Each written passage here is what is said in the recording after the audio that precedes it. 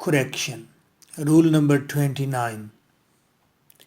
Subject no sooner से पहले होगा। सब्जेक्ट क्या होता है? काम करने वाला। सेंटेंस में अमूमन स्टार्ट में पहला लफ्ज सब्जेक्ट ही होता है। Mister Chips is going to school. कौन स्कूल जा रहा है? कौन काम कर रहा है? मिस्टर चिप्स, ये सब्जेक्ट है। He is going to school, he subject है। सब्जेक्ट हमेशा नो सुनर से पहले आएगा।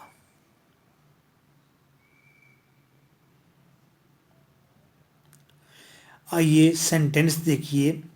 No sooner I reach there then he left dot. अब नो सुनर शुरू में आ गया। नो सुनर सब्जेक्ट के बाद होना चाहिए।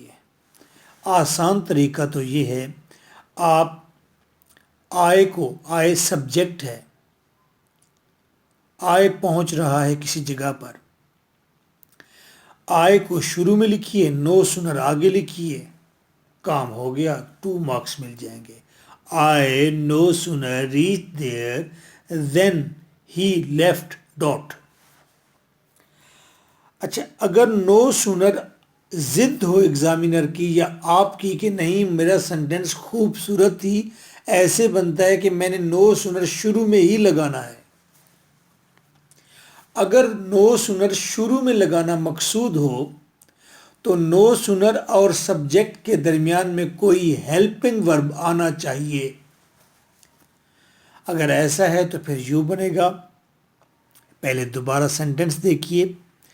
No sooner I reach there then he left. अब नो सुनर शुरू में लगा दीजिए, नो सुनर। अब लगाना है हमने हेल्पिंग वर्ब। हेल्पिंग वर्ब क्या लगाएं यहां पर? अपनी मर्जी से लगा दें। No sir. आगे देखें, रीच्ड। अगर रीच्ड को हम सवालिया बनाएं,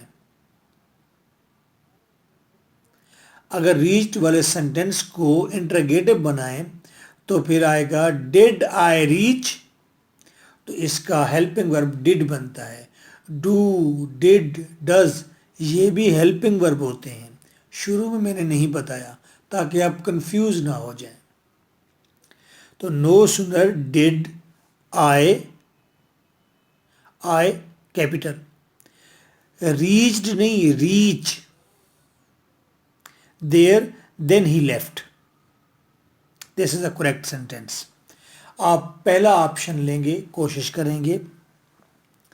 जैसे ही सेंटेंस एग्जाम में ऐसा है जो नो सुनर से स्टार्ट हो, आपने जस्ट नो सुनर को उठा के सब्जेक्ट से आगे रख देना है, तो आपको 2 मार्क्स मिल जाएंगे।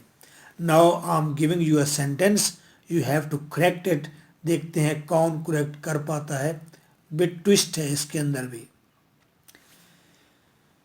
नो सुनर मैनुलिन entered into the shack. Shack झोपड़ी को कहते हैं।